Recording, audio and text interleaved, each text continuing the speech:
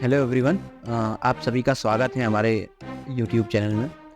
हमारा ये तीसरा लेक्चर है एटॉमिक स्ट्रक्चर का। आज हम पढ़ेंगे वेव थ्योरी से। स्टार्ट करते हैं with wave theory. What is wave? सबसे पहली बात आता है कि वेव क्या होता है।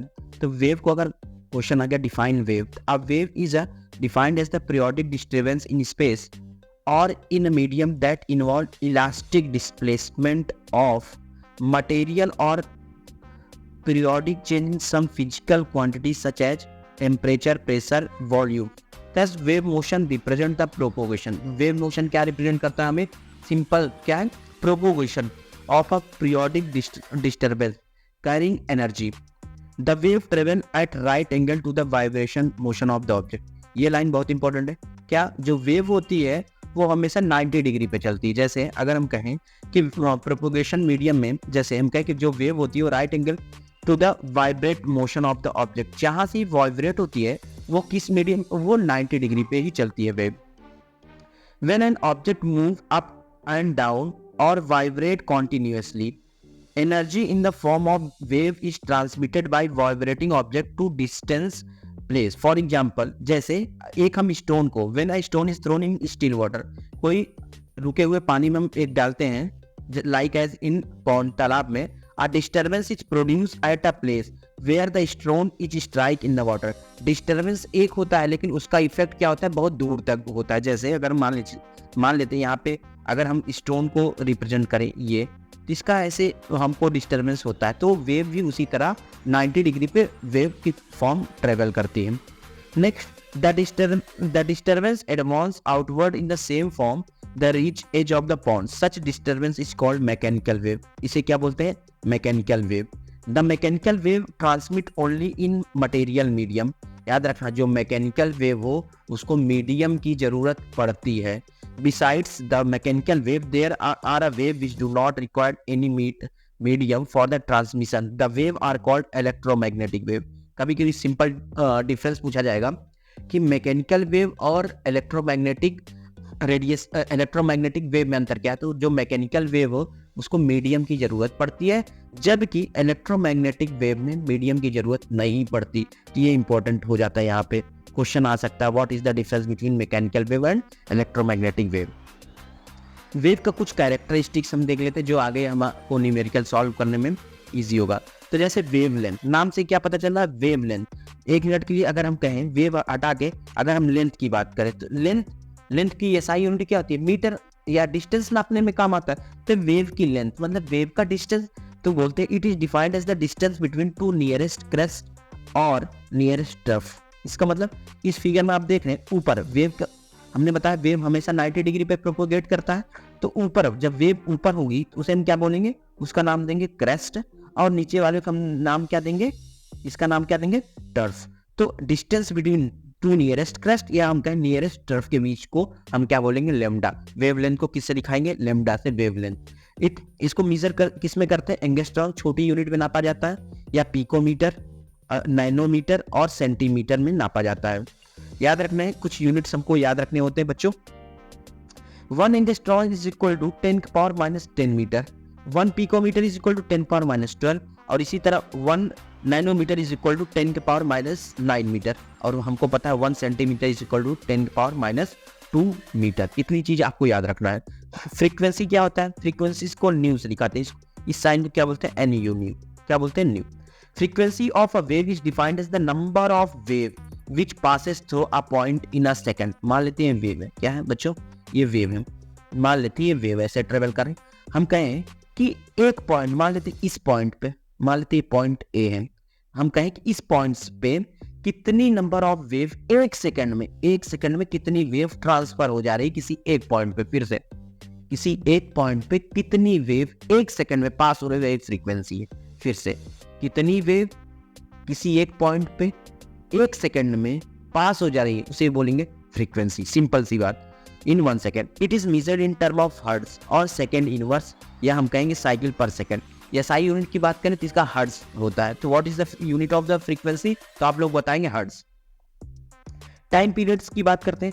Time taken by a wave to pass through one point, time taken by a wave to pass through one point is called हम टाइम पीरियड। अब हम जितना समय लगे एक वेव को पास होने में किसी पॉइंट पे, उसे क्या बोलेंगे हम? Time period. Time inversely proportional होता है किसके? फ्रीक्वेंसी। किसके? Inversely proportional to frequency. Next हमारा वेलोसिटी है। क्या है? Velocity. Velocity of wave is defined as the distance covered by wave in. एक वेव कितना डिस्टेंस कवर कर ले रहा है उसे हम बोलेंगे वेलोसिटी। तो अगर हम कहें कि वेलोसिटी को सी से दिखाते हैं तो सी इज इक्वल टू जाएगा lambda by T. C is equal to lambda upon T. Lambda क्या है यहाँ पे? यहाँ पे लेमडा क्या है? Wavelength upon time. अब हमको पता है लेमडा अपॉन टी, तो हम यहाँ पे क्या लिख सकते हैं?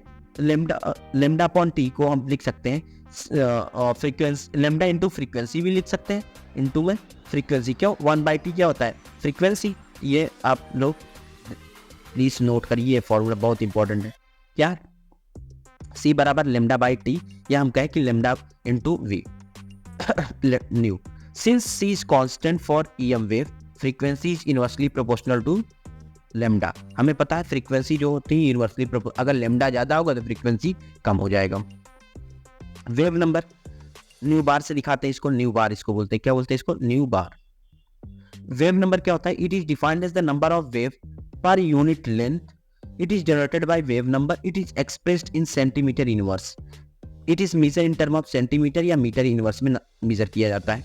एम्पलीट्यूड को ए से दिखाया जाता है। It is the height of the crest और depth of the trough of the wave and it is denoted by small a. It is half of the vertical distance of the top of the wave and the bottom of the wave. It determines the intensity. ये determine क्या करता है? Main important यही। It determine the intensity. क्या? Intensity और brightness of the beam of light. Brightness of the beam of light. तो amplitude क्या होता है? जैसे कोई वेव ट्रेवल कर रही है, मान लेते हैं कोई वेव ट्रेवल कर रही है ऐसे, तो इसकी हाइट या हाइट ऑफ क्रस्ट या डेप्थ ऑफ ट्रफ को ही हम क्या बोलेंगे? इसी का नाम क्या देंगे हम? एम्पलीट्यूड। ये क्या शो करता है? इंटेंसिटी या ब्राइटनेस शो करता है। The amplitude of wave is stretch string is maximum. Stretched, अगर कोई स्प्रिंग हम कहें कि इसको अगर एलोंगेट करें या स्ट्रेच करें तो उसमें मैक्सिमम डिस्प्लेसमेंट ऑफ होगा। and its normal position that of water wave is maximum height of the water surface related to its normal. That of the sound of wave is maximum change in pressure relative to the normal pressure. Related to the normal pressure. Next बात करें electromagnetic wave की। Next हमारा topic है electromagnetic wave. हमने पहले बता दी electromagnetic wave को medium की जरूरत नहीं होता। James Maxwell suggest that when electrically charge particle move under acceleration. समझे ना? इलेक्ट्रिक कोई पार्टिकल हो वो इलेक्ट्रिकली चार्ज हो, under acceleration alternating electric and magnetic field are produced and transmitted by it. These fields are transmitted in the form of wave is called electromagnetic wave. फिर से repeat कर दे रहा हूँ। When electrically charged particles move under acceleration, altering the electric and magnetic field are produced and transmitted by it. These fields are transmitted in the form of wave, which is known as electromagnetic wave, EM waves. इसको कभी कभी pronounce करते हैं EM wave बोलते हैं। मैं इसके कुछ एजम्पशन थे जो मैक्सवेल ने दिया था। The oscillation electric and magnetic field produce by oscillating charge particle are perpendicular to each other. हमने बताया जो वेव होती है इसमें ये भी मूव करती है क्या? At a right angle move करती है। जैसे अगर हम कहें कि ये मैग्नेटिक फील्ड है, ये डायरेक्शन ऑफ प्रोपोगेशन, तो ये क्या शो कर रहा है? ये इन द फील्ड, ये क्या बोलेंगे इसको? ये प्रोपोगेशन किसके अलाउ हो रहा है? राइट एंगल के अलाउ, या हम कहें कि 90 डिग्री के अलाउ हो रहे हैं। Unlike sound wave और water wave, electromagnetic wave do not require medium. हमने बताया electromagnetic wave को required नहीं होता मीडियम का, and can move in vacuum में भी मूव कर सकता है। The EM wave travel with the velocity of light. EM wave की जो वेलोसिटी होती है वो लाइट के बराबर होती है 3 × 10⁸ मीटर पर second in vacuum. Energy of EM wave depend on the amplitude not frequency और वेवलेंथ। याद रखना EM वेव की जो वेव होती है, EM वेव डिपेंड करती है उसकी डिपेंड करती है एम्पलीट्यूड पे, फ्रीक्वेंसी और वेवलेंथ पे नहीं। बाद में ये एजम्पशन फेल हो गया था। अब हम पढ़ेंगे इलेक्ट्रोमैग्नेटिक स्पेक्ट्रम। पहले तो हम एक चीज जाने, व्हाट इज स्पेक्ट्रम। तो स्पेक्ट्रम पहले समझते हैं। The arrangement of various types of electromagnetic radiation in order of their increasing और डिक्रीजिंग वेवलेंथ और frequency is known as electromagnetic spectrum. सुनो, इलेक्ट्रोमैग्नेटिक स्पेक्ट्रम को इंक्रीजिंग ऑर्डर या decreasing order of their frequency, जो radiation है उसकी increasing order या decreasing order of frequency या वेवलेंथ के अरेंजमेंट कर दें तो उसे हम बोलेंगे स्पेक्ट्रम, या आप सिंपली बोलेंगे इलेक्ट्रोमैग्नेटिक स्पेक्ट्रम। जैसे अगर हम कहें द वेवलेंथ सबसे ज्यादा होता है रेडियो वेव का, सबसे कम होता है कॉस्मिक रे। तो बस ये आपको याद रखना होगा, रेडियो वेव की सबसे ज्यादा वेवलेंथ अगर ज्यादा है तो इसकी फ्रीक्वेंसी सबसे कम होगी। ये आपको याद करना होगा, रेंज नहीं याद करना होगा, बस आपको याद क्या करना होगा, किसकी वेवलेंथ ज्यादा होती है, किसकी फ्रीक्वेंसी कम होती है। तो इंपॉर्टेंट, इसको आप लोग लर्न कर लीजिएगा, इसको लर्न कर लीजिएगा। कुछ questions simple, calculate the frequency of electromagnetic radiation, जिसका वेव नंबर दिया है 10⁻14 सेंटीमीटर इनवर्स। तो हमें क्या पता, frequency is equal C by lambda, और C by lambda 1 by lambda को हम लिख सकते हैं क्या, wave number C into wave. तो सी क्या है, velocity of light into wave number दिया है 10⁻4 सेंटीमीटर, तो मल्टीप्लाई कर देंगे 3 इंटू 10⁻14 हर्ट्ज, तो आ जाएगा। Question, a radio station radiate radio wave of frequency 20 kilo hertz, what is metre band of their radio station. तो हम क्या बोलेंगे, इसका क्या निकालना है, मीटर बैंड, या हम कहें सिंपली ये पूछ रहा है क्या, मीटर बैंड का मतलब यहाँ पे वेवलेंथ पूछ रहा है। क्या पूछ रहा है, वेवलेंथ लेमडा। तो हम यहाँ पे पता है कि 20 kilo hertz is equal to speed of light, क्या पता है हमको, C by lambda, C by lambda. अगर हम कहें कि nu is equal to C by lambda, तो न्यू की वैल्यू हमको 20 किलो हर्ट्ज दिया है, सी की वैल्यू हमको पता है, लेमडा निकाल रहे हैं, लेमडा की वैल्यू आ गई हमारे 1.5 इंटू 10⁻4 मीटर। कुछ अब हम पार्टिकल नेचर ऑफ इलेक्ट्रोमैग्नेटिक की बात करेंगे, या हम इसी को बोलते हैं Planck quantum theory of radiation. Planck ने ही पार्टिकल नेचर की बात किया था इलेक्ट्रोमैग्नेटिक रेडिएशन का। Max Planck in 1908 put forward a theory known as Planck quantum theory. क्या, कौन सी थ्योरी दिए थे, Planck quantum theory. It regard electromagnetic radiation made up of particle. उन्होंने बताया कि इलेक्ट्रोमैग्नेटिक रेडिएशन पार्टिकल नेचर में बिहेव करते। This was further extended by Einstein in 1905। The main point of the theory are, कुछ theory देख लेते हैं। The radiant energy, देखो रेडिएंट एनर्जी को इलेक्ट्रोमैग्नेटिक वेव बोलते हैं, इज एमिटेड और एब्जॉर्ब बाय एटम और molecule discontinuously in the form of small energy packet called quanta. कोई क्वेश्चन पूछेगा व्हाट इज क्वांटा, तो आप क्या बताएंगे कि ये रेडिएंट एनर्जी होती है जो पैकेट्स के फॉर्म में होती है। इन केस ऑफ लाइट, अगर लाइट की बात होगी तो इस क्वांटा को हम फोटोन के नाम से जानेंगे। क्या, किस नाम से जानेंगे, फोटोन के नाम से जानेंगे। The energy of quanta quantum is directly proportional to the frequency of radiation। याद रखना, एनर्जी जितनी ज्यादा होगी, फ्रीक्वेंसी जितनी ज्यादा होगी उतनी ज्यादा एनर्जी। तो हमें क्या पता, is directly proportional to frequency, और इस प्रोपोर्शनैलिटी कांस्टेंट को हटाने के लिए हम इक्वलिटी की साइन, और यहाँ पे लगेगा प्लैंक कांस्टेंट एच म्यू, और हमको पता है mu is equal to C by lambda, ये हो जाएगा एच सी बाई लेमडा। ये पूरा आपको याद रखना होगा। तो हमें क्या पता, फ्रीक्वेंसी जितनी ज्यादा उतनी ज्यादा energy of radiant. Planck constant की वैल्यू याद रखना 6.626 इंटू 10⁻³ जूल सेकेंड, याद रखना। Next, the total amount of energy emitted और absorb by body some whole number of multiple of quantum number here, जैसे हम कहें is equal to NH mu. तो n क्या है यहाँ पे, n की वैल्यू 1 हो सकती है, 2 हो सकती है, 3 फ्रैक्शन में नहीं होगी, या तो 1 क्वांटा होगी, या 1 फोटोन होगी, या 1 2 dot dot dot up to infinite. The Planck for the first time has given the relation between frequency of the radiation and energy associated with them.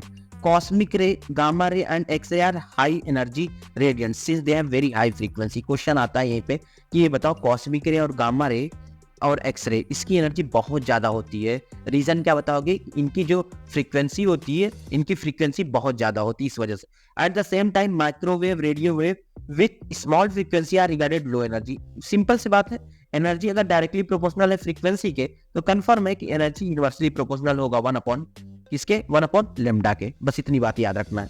कुछ इंपॉर्टेंट फीचर ऑफ फोटॉन्स देख लेते हैं। Source of energy emitted radiation in the form of photon which travel with the speed. हमने बताया कि जो radiation होगी electromagnetic wave या रेडिएशन रेडिएंट एनर्जी वो स्पीड ऑफ लाइट के बराबर ट्रेवल करती है। एनर्जी ऑफ सिंगल फोटोन की बात करें is equal H C by lambda होता है, All photon in vacuum travel with 3 into 10 power minus 3 into 10 power 8 meter per second, but their speed is change in different medium. Medium में change होती है. Frequency remain same. Frequency तो remain same होती है. Speed does not depend on energy. याद रखना, speed does not depend on energy. Photon travel as wave but are absorbed or emitted as particle. Photon are travel as wave but absorb or emitted as particle. जो photon है वो absorb तो travel होती है like wave but absorb होती है as a particle. बहुत important point है, याद रखिएगा. क्वेश्चन देख लेते हैं. Calculate the energy per quantum of an EMR of frequency क्या है 400 मेगाहर्ट्ज.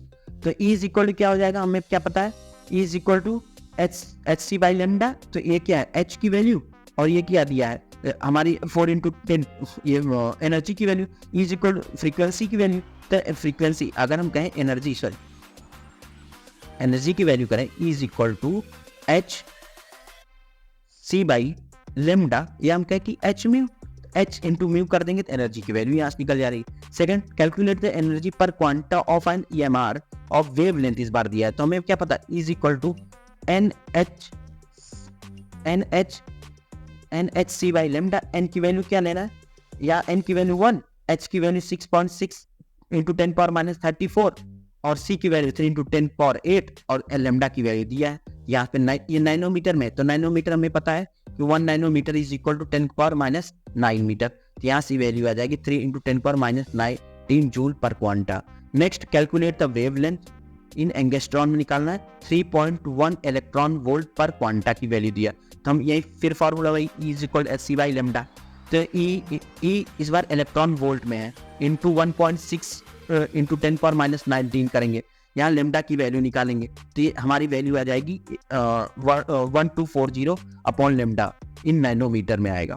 नेक्स्ट क्वेश्चन, ये क्वेश्चन नंबर 13. एक बार आप लोग ट्राई करिएगा, इसका आंसर देखिएगा. क्वेश्चन नंबर 14 है, क्वेश्चन नंबर 15 है. क्वेश्चन नंबर 15 इंपॉर्टेंट करवा देना, 14 आप लोग हो जाएगा.